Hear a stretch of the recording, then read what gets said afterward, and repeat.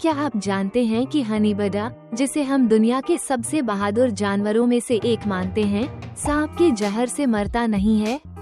इसका immune system इतना ताकतवर है कि अगर कोई जहरीला सांप इसे काट भी ले तो ये कुछ देर के लिए बेहोश हो सकता है।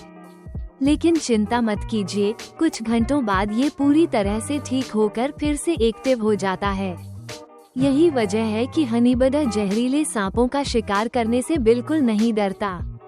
इसकी बहादुरी और अनोखी क्षमता इसे जंगल का असली योद्धा बनाती है। क्या आपको नहीं लगता कि यह जानवर वाकई में अद्भुत है?